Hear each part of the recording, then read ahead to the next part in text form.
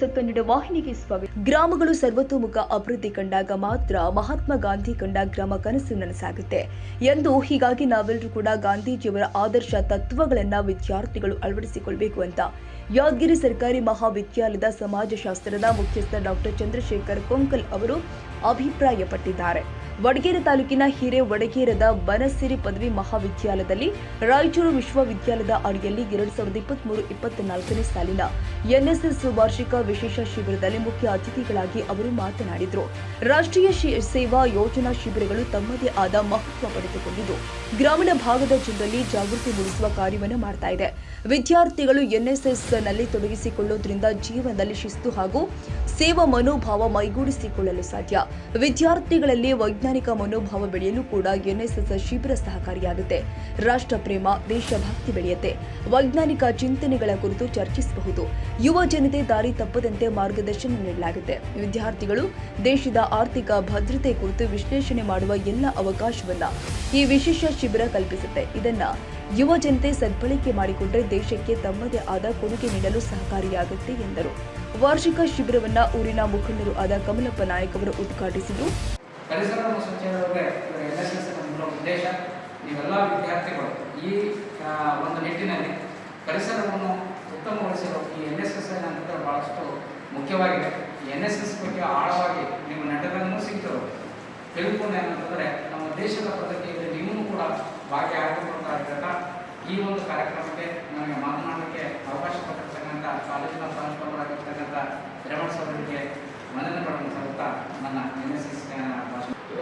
ಇಂದು ನಮ್ಮ ಮಹಾವಿದ್ಯಾಲಯದಲ್ಲಿ 2023-24ನೇ ಸಾಲಿನ ವಾರ್ಷಿಕ ರಾಷ್ಟ್ರೀಯ ಸೇವಾ ಯೋಜನೆಯ ವಿಶೇಷ ಶಿಬಿರಕ್ಕೆ ಮುಖ್ಯ ಅತಿಥಿಗಳಾಗಿ ಆಗಮಿಸಿರ್ತಕ್ಕಂಥ ನನ್ನ ಸಹಪಾಠಿಗಳು ಮತ್ತು ನನ್ನ ಆತ್ಮೀಯರಾಗಿರ್ತಕ್ಕಂಥ ಡಾಕ್ಟರ್ ಚಂದ್ರಶೇಖರ್ ಕೊಂಕಲರವರೇ ಹಾಗೂ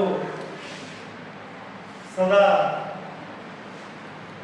ವಡಗೇರಿಗೆ ಬಂದು 15 ವರ್ಷ ಆಯಿತು. ನಾವು ಬಂದಲ್ಲಿಂದ ಕೂಡ ಇಲ್ಲಿವರೆಗೂ ಏನೇ ಸಮಸ್ಯೆ ಆದವಂದ್ರೆ ನಿರಂತರವಾಗಿ ಪರಿಹರಿಸುವಂಥ ಧೀಮಂತ ವ್ಯಕ್ತಿ, ನಾಯಕ ಆಗಿರ್ತಕ್ಕಂಥ ಇಂದಿನ ನಮ್ಮ ಕಾಲೇಜಿನ ಉದ್ಘಾಟಕರಾಗಿ ಆಗಮಿಸಿರ್ತಕ್ಕಂಥ ಸನ್ಮಾನ್ಯ ಶ್ರೀ ಕಮಲಪ್ಪ ನಾಯಕರವರೇ ಹಾಗೂ ಇನ್ನೋರ್ವ ಅತಿಥಿಯಾಗಿರ್ತಕ್ಕಂಥ ನನ್ನ ಸ್ನೇಹಿತರು ಆಗಿರ್ತಕ್ಕಂಥ ಸುರೇಶ್ ಕುಮಾರ್ ಮಠ್ ಸರ್ ಅವರೇ ಹಾಗೂ ಇನ್ನೋರ್ವ ಅತಿಥಿಗಳಾಗಿ ಆಗಮಿಸಿರ್ತಕ್ಕಂಥ ಅಮರುದ್ದೀನ್ ಸರ್, ರಾಷ್ಟ್ರೀಯ ಸೇವಾದಳ ಸಂಯೋಜನೆ ಅಧಿಕಾರಿಗಳು ಯಾದಗಿರಿ ಅವರೇ ಹಾಗೂ ವಿಶೇಷವಾಗಿ ಆಹ್ವಾನಿಸಿರ್ತಕ್ಕಂಥ ಸನ್ಮಾನ್ಯ ಶ್ರೀ ಅವಿನಾಶ್ ಸರ್ ಅವರೇ, ವಿಪಕ್ಷಯ ಅಣ್ಣನವರೇ, ಮಲ್ಲು ಬೊಬ್ಬಾದವರೇ,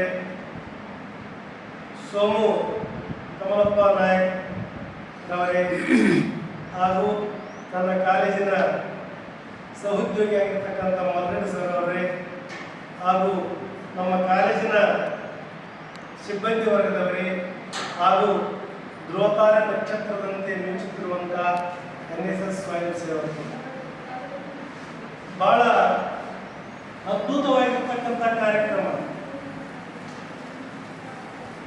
ಒಂದು ಕಡೆ ಗಾದೆ ಮಾತು ಬರ್ತದ, ಕತ್ತೆಗೇನ ಬಂತು ಕಸ್ತೂರಿ ಪರಿಮಳ,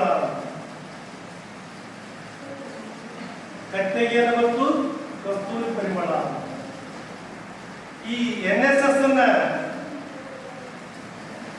ಶಿಬಿರದಲ್ಲಿ ಭಾಗವಹಿಸಿರ್ತಕ್ಕಂಥವರಿಗೆ ಬಹಳ ಚಂದ ಗೊತ್ತಾಗ್ತದ ಎಂತ ಪವಿತ್ರವಾಗಿರ್ತಕ್ಕಂಥ ಕೆಲಸ,